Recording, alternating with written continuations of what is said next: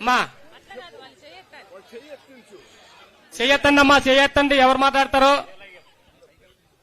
ఎవరికి సమస్యలు లేవా? బంగారు అందరికి ఇల్లులు వచ్చినాయా? బంగారు చెల్లయ్యమ్మ ఇల్లులు వచ్చినాయా తల్లి? బంగారు చెల్లయ్యమ్మ. అందరికి పెన్షన్లు వస్తున్నాయా? అందరికి ఉద్యోగాలు వచ్చినాయమ్మా బిడ్డలకు? ఇక్కడ మాట్లాడతారట, ఒక్క నిమిషం మేడం.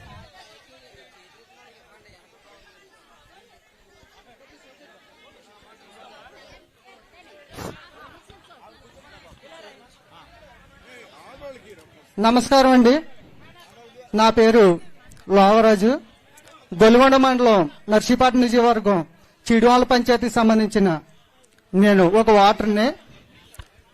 మేము రాజశేఖర రెడ్డి గారు ఉన్న కాడి నుంచి కాంగ్రెస్ కార్యకర్తలమే.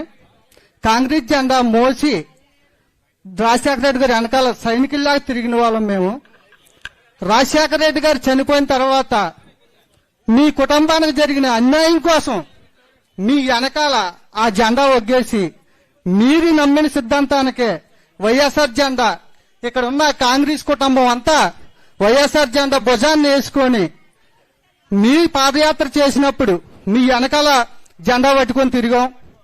తర్వాత జగన్మోహన్ రెడ్డి గారు పాదయాత్ర చేసినప్పుడు ఆయన వెనకాల జెండా పెట్టి తిరిగాం. మీరు ఏం చెబితే అది వైఎస్ఆర్ కుటుంబం కోసం మా ప్రాణాలు అర్పించడానికైనా మీ వెనకాల తిరిగాం. తిరిగిన దానికి మీరు 2000 మీరు పాదయాత్ర చేసేటప్పుడు అన్నగారు జైల్లో ఉన్నప్పుడు కాంగ్రెస్ పార్టీ ఏం చేసిందో మీరు చెప్పుకొచ్చారు. మీ మాటలకి ఏ కార్యకర్త కూడా వెనక జరగకుండా రాజశేఖర రెడ్డి కుటుంబానికి ఇంత అన్యాయం జరిగితే సామాజిక కార్యకర్తలుగా మన పరిస్థితి ఏంటని ప్రతి కుటుంబం కాంగ్రెస్ కుటుంబం వైఎస్ఆర్ కుటుంబం అయింది. అప్పటి నుంచి ఆ జెండా మోస్తున్నాం, మీరు చెప్పిందే చేస్తున్నాం.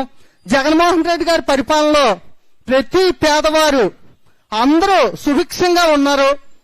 పింఛనీలు వస్తున్నాయి, ఇళ్ల స్థలాలు వస్తున్నాయి, అన్ని రకాలుగా బాగుంది. ఈ రోజు మళ్ళీ మీరు కాంగ్రెస్ పార్టీలో రాజశేఖర రెడ్డి గారి పేరు ఛార్జ్షీట్ లో చేర్చారని చూడండి. వద్దొద్దు, మైక్ ఆపొద్దండి, మాట్లాడినివ్వండి. మాట్లాడు, నీకు సమాధానం చెప్తాను. రాజశేఖర రెడ్డి గారి పేరు ఛార్జ్షీట్ లో చేర్చారని బాధపడ్డ ప్రతి కార్యకర్త, రాజశేఖర రెడ్డికి విజయుడిగా ఉన్న ప్రతి కార్యకర్త మీ కుటుంబం వెనకాలే తిరిగారు. మళ్ళీ ఈ రోజు మీరు ఆ పాలన బాగోలేదు, మళ్ళీ కాంగ్రెసే రావాలంటున్నారు. దానికి మీ సొల్యూషన్ చెప్తే అందరూ ఆలకిస్తారని కోరుతున్నాను.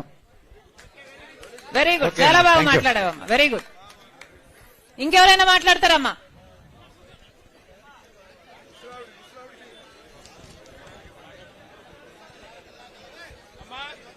హలో, మహిళలతో మాట మంతి కార్యక్రమంగా అమ్మా ఎవరైనా మీ మనసులో ఉన్నది మాట్లాడొచ్చు. బండారు చెల్లయ్యమ్మ, నేనేమనుకోను, బండారు చెల్లయ్యమ్మ సమాధానం చెప్పగలను. ఎవరైనా మీ మనసులో ఉన్నది మాట్లాడండి. బండారు చెల్లయ్యమ్మ ఎక్కడున్నారమ్మా? శెట్టి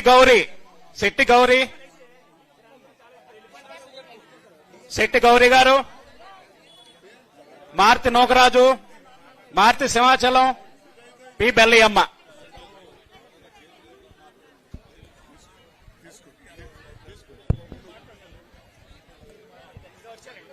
దామా సమస్యలకు సంబంధించి పెన్షన్స్ వస్తున్నాయా, ఇళ్లు ఉన్నాయా, అటువంటి వాటి మీద పొలిటికల్ స్పీచ్ కాదు ఏమ్మా, సమస్యల మీద చెప్పండి.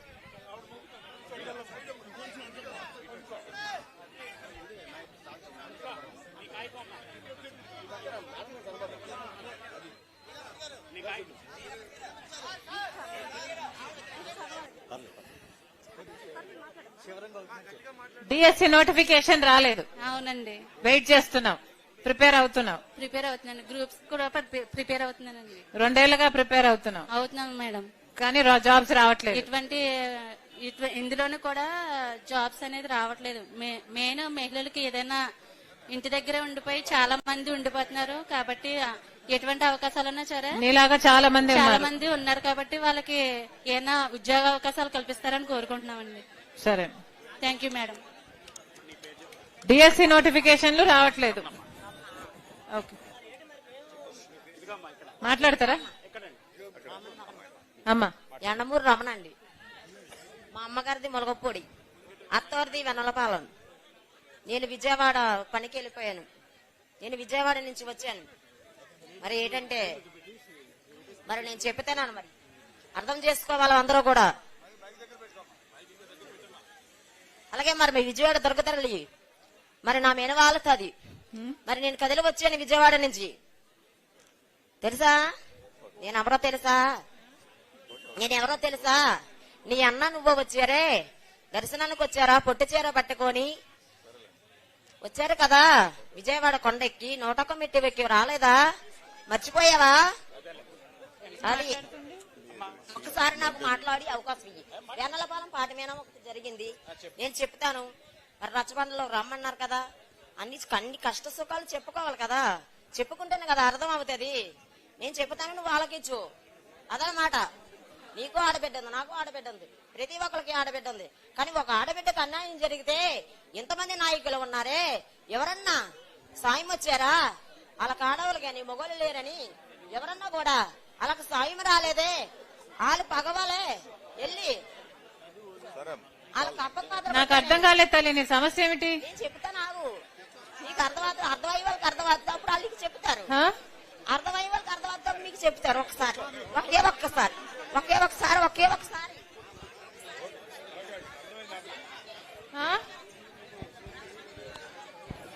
సమస్య ఏంటమ్మా? సమస్య చెప్పాలి కదా అమ్మా. నీ శోధించడానికి అందరికి టైం లేదు కదా.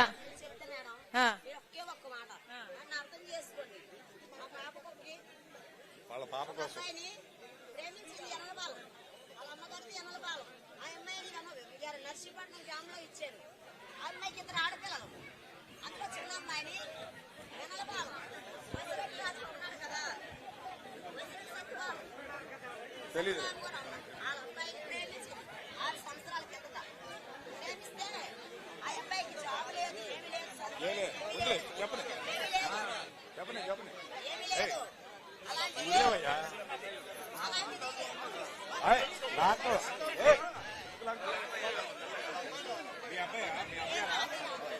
మీ అమ్మ వాళ్ళ అమ్మగారేలండి, వాళ్ళ అమ్మగారే ఈ బాబు వాళ్ళ. మీ అక్కల మ్యారేజ్ గురించి ఏదో చెప్తుందమ్మా, అంతేనా? ఓకేలే, అర్థమైందమ్మా, అమ్మకి అర్థమైంది. అమ్మా ఇది పర్సనల్ ప్రాబ్లం కదా తల్లి, ఇది పర్సనల్ ప్రాబ్లం కదా అమ్మా. మళ్ళీ మాట్లాడదాం. అర్థమైంది తల్లి. ఓకే వినండి. ఓకే అమ్మా, అర్థమైంది. ఒకసారి అమ్మా నీ బిడ్డ పెళ్లి విషయం మాట్లాడుతున్నావు, ఇది కొంచెం పర్సనల్ కదా తల్లి. ఎవరైనా లోకల్ గా ఎవరైనా మాట్లాడి ఏమైనా పరిష్కరించగలరేమో చూడండి. లోకల్ వాళ్ళు మాట్లాడతారు, మన వాళ్ళు. నువ్వు లోకలేనా? లోకలా తల్లి నువ్వు? ఈమెను తీసుకెళ్లి మాట్లాడు. ఈమె బిడ్డకి ఏదో మ్యారేజ్ ప్రాబ్లం అంట, ఆయన మాట్లాడుతుందిలేమో. నెక్స్ట్ ఎవరమ్మా?